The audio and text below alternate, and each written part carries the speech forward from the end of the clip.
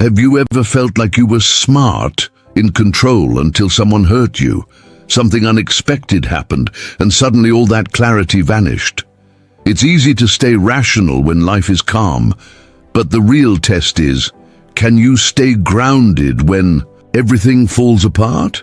That's where Stoics stand apart. You don't need to be more talented than others, you just need to respond better. And that starts with a mental habit, subtle yet powerful.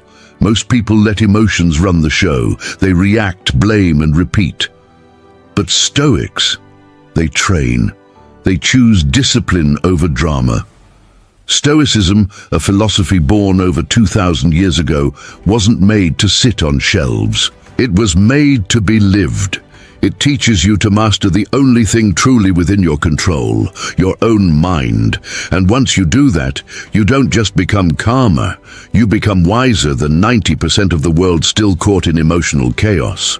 This video will show you how to start. And once you do, you may never look at adversity the same way again. Let go of what you can't. Control-smart people don't expect life to be smooth. They train themselves to be strong. They know trying to control the outside world is like trying to hold the wind, impossible and pointless. But mastering their own reactions, that's always within reach. They don't waste time complaining about people being difficult, the weather being erratic, or the market taking a turn. They act within their power, and they begin by training the mind, starting with the smallest, most overlooked moments. One person stuck in traffic might slam the wheel, curse the sky, and stew in frustration. Another, they put on a podcast, take a deep breath, and treat it as a patience workout. Same situation, two mental outcomes. The second person isn't smarter because they studied more, but because they chose to spend their energy where it counts, inward, not outward. The Stoics taught that every disruption, annoyance, or challenge is mental weightlifting. No resistance, no inner strength. It's a simple mental habit rarely practiced. Treat every inconvenience as a signal. Now is the time to train. Someone gossips about you. Good. A chance to stay grounded. Do your plans fall apart last minute? Good. A chance to adapt and keep. You're cool. Imagine entering your day not with the mindset of, I hope everything goes right, but I hope today teaches me something. Suddenly, very little can shake you. Think back on your past week. How often did you get upset over things out of your control? How much energy did you waste venting or explaining? Now imagine if you had chosen a different response each time. Who would you become after a year? Look into the life of Abraham Lincoln. You'll find plenty to learn. He didn't become great by avoiding hardship. He became great by turning hardship into steps forward. He was mocked, opposed, and even betrayed. But he learned to stay calm and act quietly, like a stonecutter patiently shaping granite.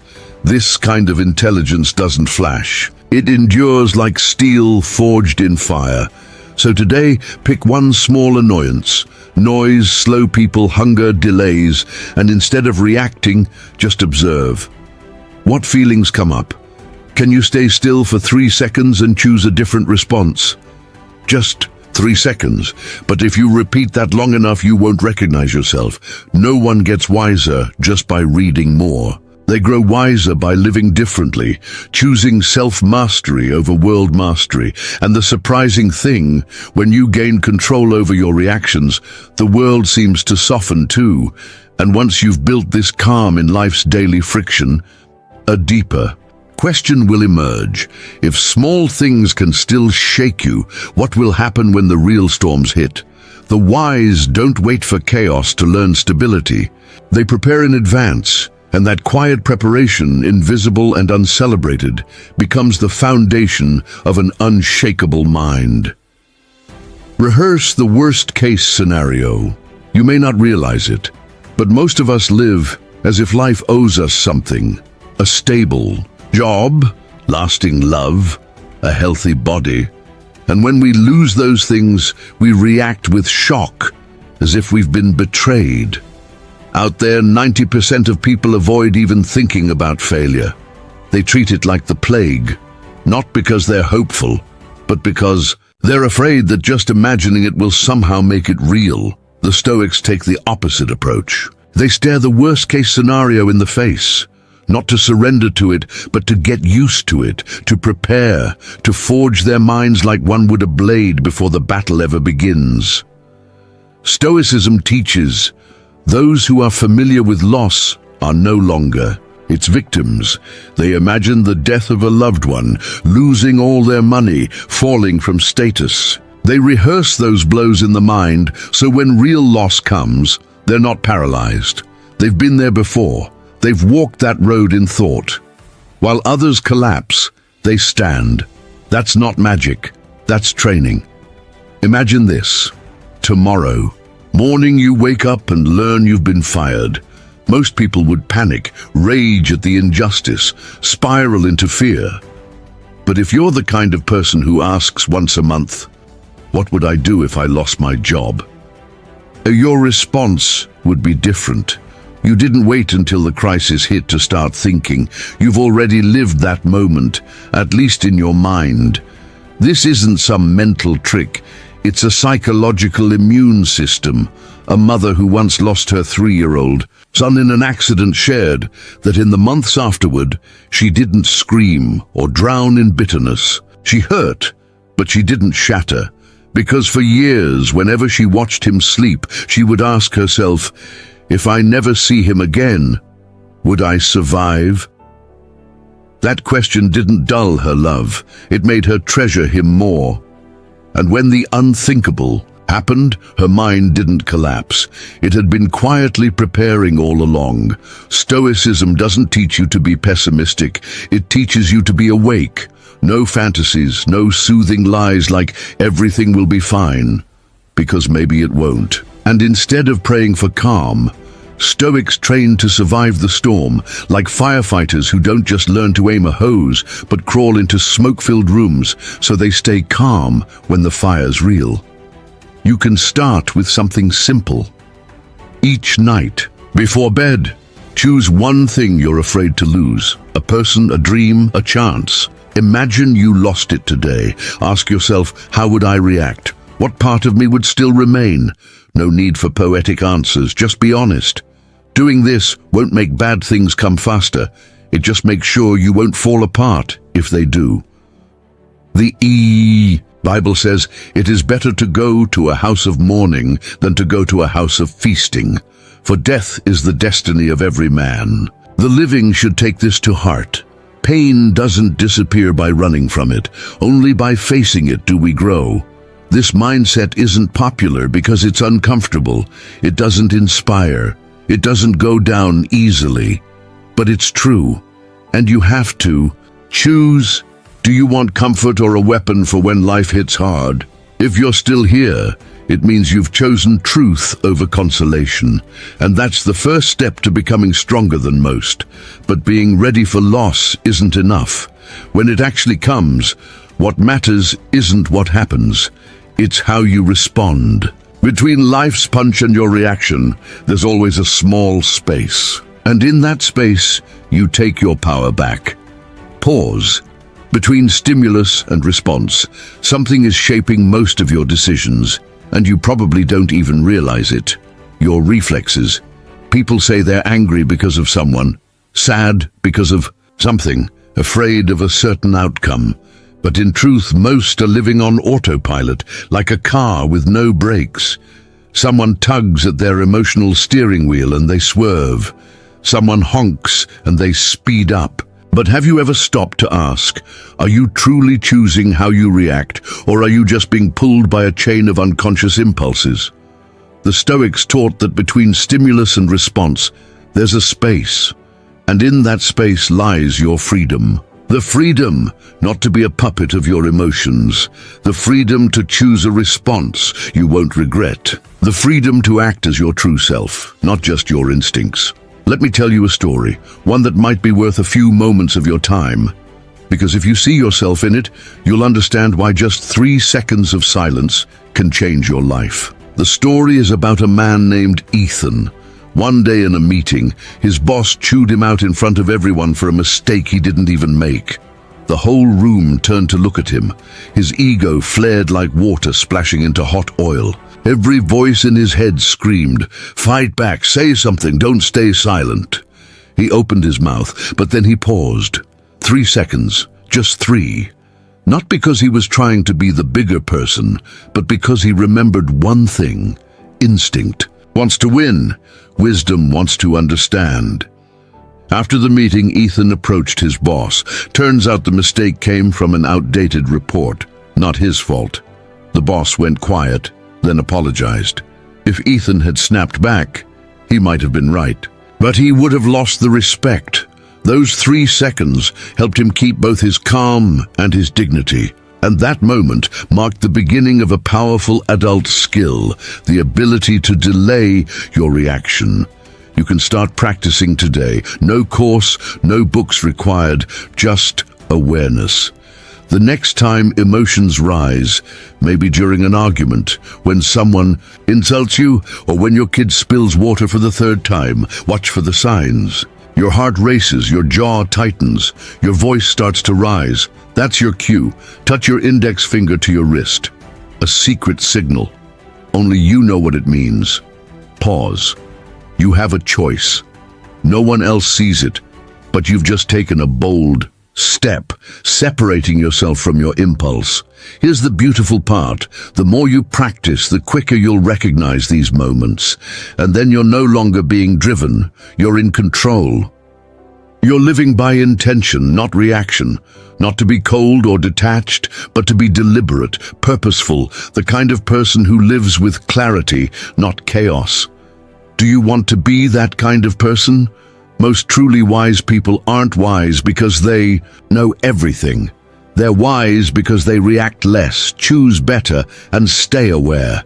If you start practicing this 3-second pause, you're already moving differently from the crowd. And if what I've shared sparks something in you, if it makes you feel stronger, calmer, more grounded, then I invite you to stick around this space so that whenever you need a reminder, I'll be here to whisper one truth. Wisdom doesn't come from reacting fast. It comes from knowing when to stop. Question everything, even yourself. There's a quiet mental habit, subtle, invisible to others, but incredibly powerful. Outsiders won't notice it, but those who possess it move faster, think more clearly, and are less deluded than most. They don't ask, "Why is this happening to me?" They ask, "What am I misunderstanding?" This isn't self-blame disguised as reflection. It's a conscious pause, a mental step back, calm and precise, like someone adjusting a camera lens. When the photo is blurry, they don't blame the scene. They refocus. Mentally sharp people don't get stuck in their first impression. The Stoics taught that your initial emotion is just instinct, but the story you tell yourself afterward, that's where distortion begins. Everyone carries mental models about themselves, about others, about how things should be. Most of those models are flawed, leftovers from upbringing, old beliefs and habits. Wise people don't cling to their models. They take them apart, layer by layer. Sounds abstract. Picture this. You're criticized by a colleague in a meeting.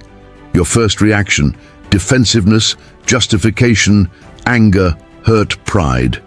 But if you stop and ask, "Wait, did I misunderstand them?" everything shifts. That question doesn't weaken you. It lifts you to a higher vantage point where you see more than just the moment itself. Take Ben, who lives in Manchester. He used to think no one understood him. In relationships, he felt people were cold, inattentive.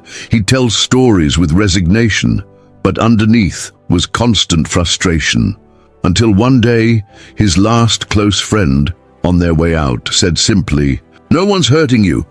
You just refuse to look at yourself." Ben froze. For the first time in years, he didn't fire back. He just sat there, silent, and asked a question he'd long avoided. What if I'm the problem? From that night on, Ben did one simple thing. Each evening, he wrote down situations that triggered negative feelings, and for each one, he wrote an alternate explanation. Not excuses, just other possibilities he hadn't considered. 6 months. Later, his relationships felt lighter. Not because others changed, but because he stopped slapping labels on everything and dared to question himself. You don't have to wait until someone leaves to learn this. You can learn from Ben tonight. Before bed, try this. Write down one thing you felt 100% certain about today, a judgment, a belief, a conclusion. Then underneath, write what could make this wrong. You don't need the perfect answer. Just practice living with the idea that you might be wrong and seeing that as a strength. This habit isn't flashy. It's like wiping your glasses each morning. No one sees you doing it, but they feel the clarity in how you speak, how you carry yourself, how you handle what makes others spiral. Once you stop fearing your reflection, you start learning faster, understanding people better, and living more truthfully because you're no longer trapped in illusions of your own making. Don't rush to label things as good or bad. Some days, you spill your coffee, show up late to a meeting, and then lose connection mid-call. Instantly you think, what a terrible day. But in reality, those are just things that happened until you gave them a name. And once you named the day, that name took over. You got irritable, lost focus, and turned it into exactly what you believed it was. In Stoic philosophy, there's no such thing as a bad day or a good day. There are only events and your response to them. Most people are quick to assign meaning: lucky, unlucky, great, terrible. But it's not the event that defines your reality, it's the label. That label shapes your mood, drives your behavior, and limits your perspective. A Stoic doesn't react that way. They pause, they observe. They ask one more question before responding, what is this? And in that pause, wisdom has room to emerge. Let me tell you a story. It's worth hearing because you might be living it without realizing it. James, 35, works in marketing. One day he got an email from his boss. We'll be re-evaluating your role next quarter. James read it and instantly panicked. His mind stamped 3 labels on it. I'm getting fired. I'm not good enough. My boss has lost faith in me. He didn't sleep that night. Over the next few days, his productivity tanked. 3 weeks later, he got a warning. Not because of the email, but because of the downward spiral he triggered with his assumptions. Later, when he studied Stoicism, James realized if he had just thought, I don't fully understand this, I need to clarify, everything might have turned out differently. See how it works? A compliment can make you complacent. A criticism can help you grow, and any event, no matter what it is, can become a gift if you resist the urge to name it too. Quickly, the world isn't split into black and white. It's made of a million shades of gray, and the wise don't fear the gray. They learn to live with it so they can see more deeply instead of reacting on the surface. If you want to build this habit, you don't need a life-altering event to start. Begin small. When someone's late, don't jump to, they don't respect me. When a client says no, don't jump to, I failed. Instead, just think, maybe there's more to the story. I don't see everything yet. Every time you pause before reacting, you give your mind space to operate from clarity, not reflex. We can't stop life from throwing challenges at us, but we can stop labeling every challenge the moment it appears. And that pause, that single breath, is an edge most people don't have. Someone can read a lot, talk a lot, know a lot, but if they still react the same way to everything, that knowledge is just decoration. If you've read this far, you're already halfway there. You belong to the rare group with the patience to pursue. Real wisdom, don't stop. Each part that follows gives you a new tool, a new angle, and when you put them all together, they won't just change how you think, they'll change how you live. Keep going. The full picture is waiting. Always remember you will die. A typical morning. You wake up, glance at your phone, check your notifications, order coffee, open your laptop, and another day begins, exactly like the one before. But imagine someone whispers in your ear, tomorrow you will die. Suddenly everything changes. That unread email, not important. Yesterday's argument, not worth a second thought.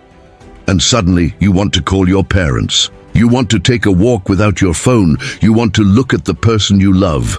That's the power of memento mori. Remember that you will die, not to depress you, but to wake you up. Most people are pulled in all directions by things that don't matter. Online drama, silent rivalries at work, social events no one enjoys. But those who remember death live differently. They're like someone in a desert with one bottle of water. Every drop counts. They don't let their minds get filled with pointless arguments. They don't waste time on envy. They don't delay the hard, important things. Death makes them sharp, like cold water splashed in the face. No room for fog. The truth is, most of us aren't living wrongly. We're just living blindly. We bury ourselves in work, drown in news and hide in routines because we think we have time. But do you know how much time you have left? And if you don't, why are you spending it like it's unlimited? A truly wise person doesn't just ask, "What am I doing?" but "Why am I doing this?" And the most powerful question of all is, if this were the last time I ever got to do this, would I do it differently? A meal with a friend, a hug, a phone call, a moment of silence. Death, seen clearly, is the best filter there is. Don't get it wrong. Memento mori isn't a grim warning sign. It's a lens that brings life into focus. It shows you what truly matters, and everything else fades to background noise. When you see life through this lens, you don't fear dying. You fear wasting. You fear giving your time to things you'd never choose if you knew the end was near. Try something simple but powerful. Before every choice, whether to read this or scroll TikTok, to explain or let go, ask yourself, if I only had a week left, would I still do this? That one question cuts through the noise and brings the essentials into light. It makes you wiser than 90% of people, not because you know more, but because you're less fooled. And when you see life clearly, a new power shows up, the courage to face your own mistakes. You don't have to save face. You don't have to be right. You just notice I was wrong and shift instantly. No excuses, no delay. Because when the end comes, the deepest regret won't be I didn't live enough. It'll be I stayed stubborn for too long. 7. Admit when you're wrong and pivot. Fast Stoicism doesn't teach you to be right. It teaches you to be real, and being real takes guts, the kind that lets you say, I was wrong, calmly. No need for self-punishment, but also no room for denial. Marcus Aurelius once wrote, "If someone can prove me wrong and show me my mistake in any thought or action, I shall gladly change it.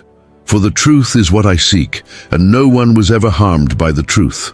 That's not just a noble statement, it's a survival tool.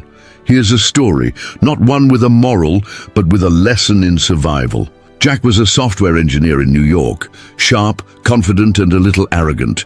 On a major project, he pushed for a direction that the team was hesitant about. He defended it to leadership, doubled down in code, and pushed hard to prove he was right. 3 weeks later, the system crashed. The client walked. The whole team had to start over. In a closed-door meeting, the manager asked one thing. "Do you see where you went wrong?" Jack paused, then said, "I was wrong. I'm done defending things for ego. From now on, I'll only defend what's best for the product." From that day, he changed, not in some dramatic, life-altering way, but quietly. He asked more questions, listened more closely, spoke less.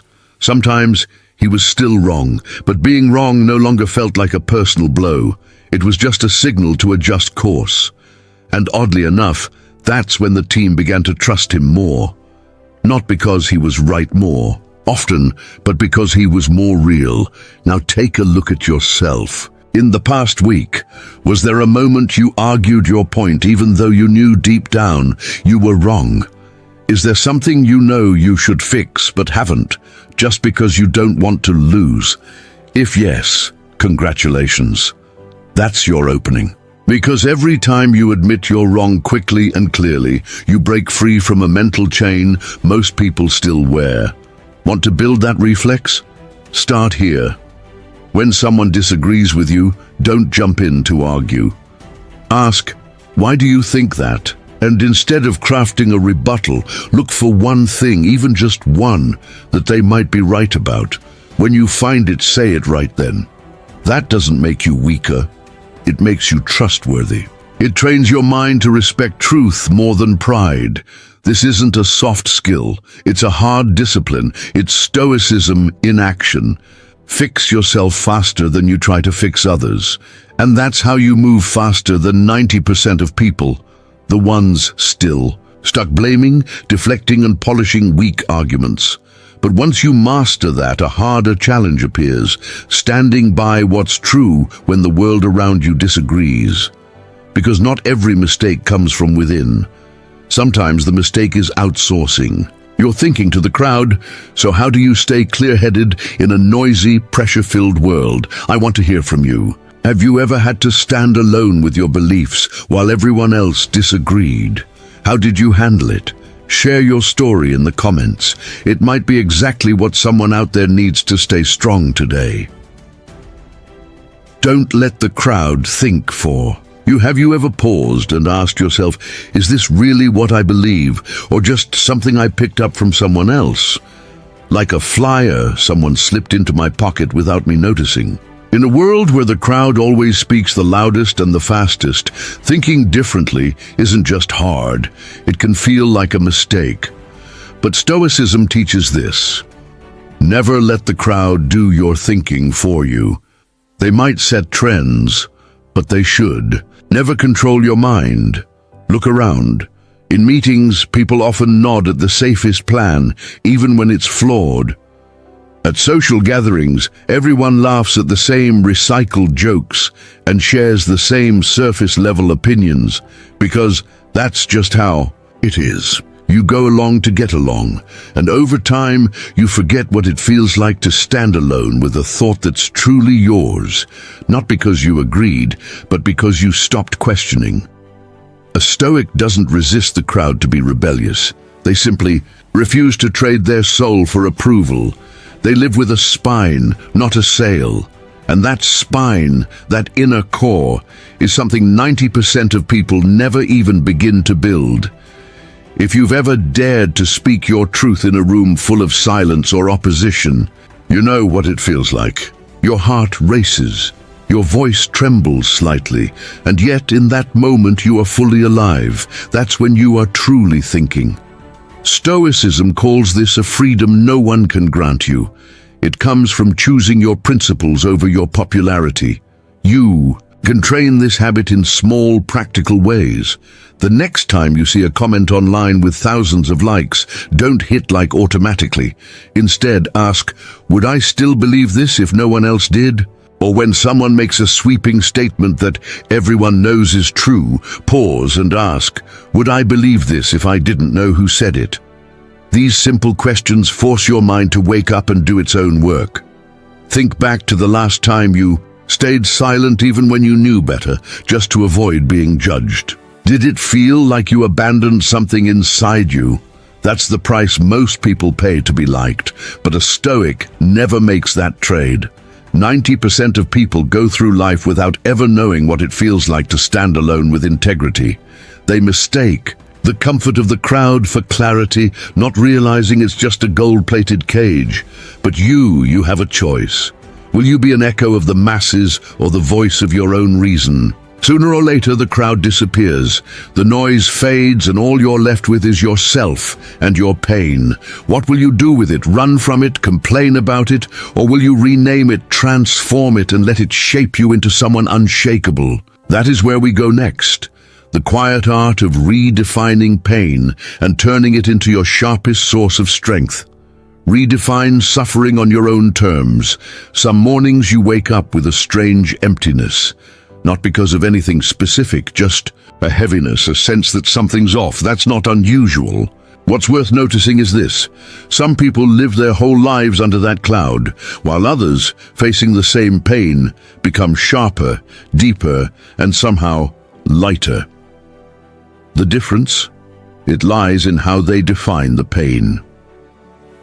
Stoicism doesn't teach you to run from suffering. It teaches you to redefine it, like an artisan reshaping raw stone to reveal the gem within.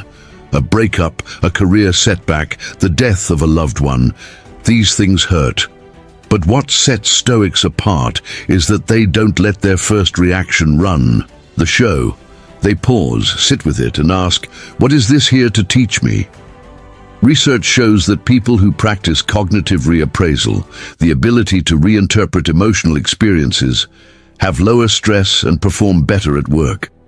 It's not a natural reflex. It's a trained response, a habit to question, to reframe, and to resist the urge to label every hardship as a tragedy. Have you ever been hurt by someone, failed in full view of others? Next time that happens, don't ask, why me? Ask instead, if this is a test, what is it testing? My courage, humility, or perseverance? The right question can flip your emotional script in seconds. Think about it. Have you ever been grateful for a pain you once thought would break you?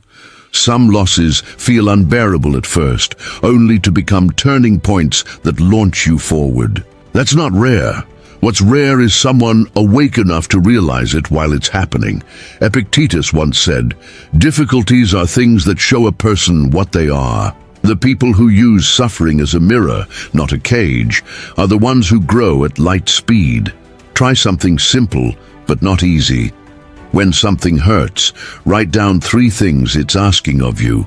Maybe courage, honesty, surrender, or acceptance. Not to deny the pain, but to stop it from dragging you into the rut of self-pity. When you ask a better question, you change direction, and direction shapes who you become. From there, take it one step further. Rewrite the story you're telling yourself. Instead of, I was betrayed, so now I can't trust, try, I was betrayed, and I learned to be wiser about who I trust. The story you tell becomes the identity you live by.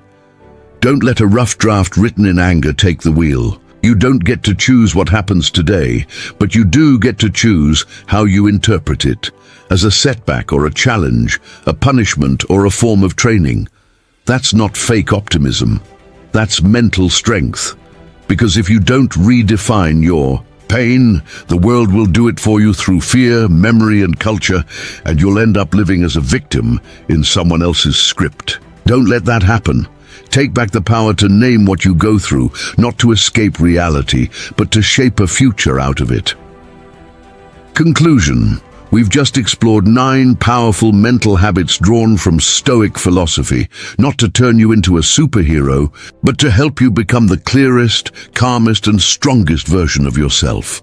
From letting go of what you can't control, to rehearsing the worst-case scenario, from creating space between stimulus and response to questioning your own thoughts, and reframing pain, these aren't life hacks. They're ways of living. Ways that help you stay grounded when everything around you feels like it's falling apart. None of this is easy, but that's the point, because what's difficult to do is often exactly what shapes who you become.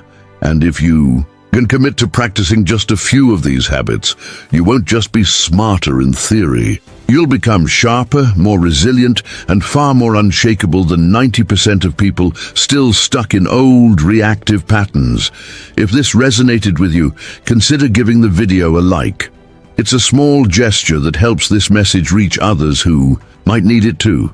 And if you're on a journey to build a stronger, steadier inner life, hit that subscribe button. More videos are coming to help you live with clarity, depth, and real freedom.